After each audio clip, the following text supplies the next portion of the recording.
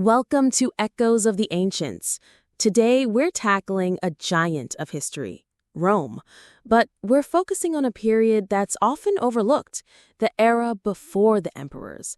Most people don't realize that the mighty Roman Empire actually grew out of a republic. That's absolutely right, and it's a fascinating story.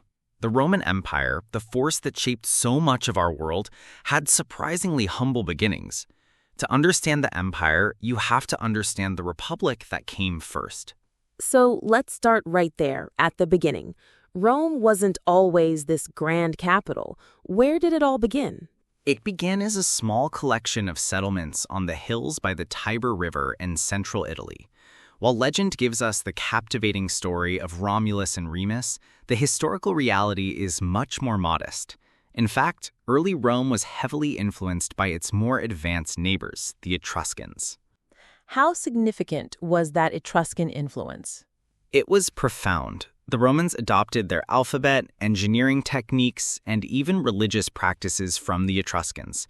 But the Romans were fiercely independent. In 509 BC, they drove out their last Etruscan king and established a completely new system of government. That was the birth of the Roman Republic. And this republic was a radical idea for its time, wasn't it? Completely. Power was no longer in the hands of one king. It was a system based on elected officials and citizen participation. This foundation allowed them to expand. Through military skill and clever alliances, they gradually took control of the entire Italian peninsula. That expansion must have brought them into conflict with other major powers. I'm thinking specifically of the legendary Punic Wars. Exactly. Their main rival was Carthage, a powerful maritime empire. The Punic Wars were a century-long struggle for control of the Mediterranean. After epic clashes, including Hannibal crossing the Alps with elephants, Rome emerged as the victor. That victory was the turning point that set them on the path to becoming a superpower. So Rome is expanding and growing powerful. What was the society itself like? Was it an equal society? Not at all. It was very hierarchical. You had the patricians, who were the aristocratic, land-owning elite, and then the plebeians, the common citizens. For centuries, Roman domestic politics was defined by the struggle of the plebeians to gain more rights and political power. And at the center of this political structure was the famous Roman Senate. How much power did it actually wield? The Senate's power was immense. It was the governing body that controlled finances, foreign policy, and advised the elected officials. While citizens could vote, the Senate was the real heart of Roman power and stability for a long time. Being a Roman citizen with the right to vote and the protection of the law was a source of immense pride. Beyond the battles and politics, the Republic is also known for its cultural achievements. What do you consider its most important legacy? Without a doubt, it's Roman law.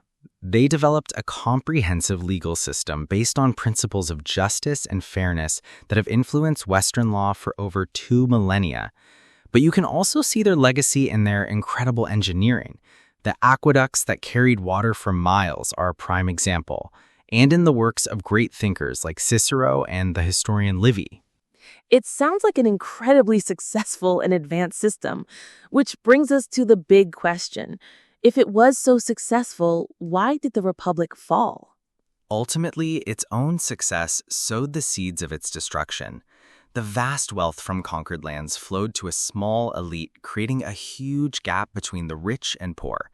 The political system, designed for a city-state, couldn't cope with the pressures of a vast territory.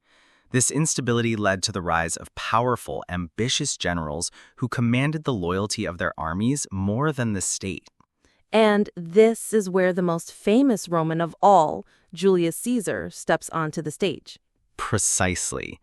Caesar was a brilliant general who became incredibly powerful and popular. His rivals in the Senate saw him as a threat and declared him an enemy of the state. This triggered a devastating civil war from which Caesar emerged as dictator for life. But his rule was cut short by his famous assassination. Did that act save the Republic as the assassins hoped? No, it had the opposite effect. It created a vacuum and another brutal civil war. The ultimate winner was Caesar's adopted son, Octavian. He outmaneuvered all his rivals, including Mark Antony and Cleopatra. In 27 BC, the Senate granted him the title Augustus, and he became the first Roman emperor. The Republic was officially dead. So the transition was the result of a century of internal strife, culminating in one man accumulating all the power, a truly fascinating and cautionary tale. It is. The Republic's journey from a small city to a superpower laid the entire foundation for the Roman Empire, and its legacy in law, government, and culture is still with us today. It's a crucial reminder that even the greatest powers have complex and often turbulent beginnings.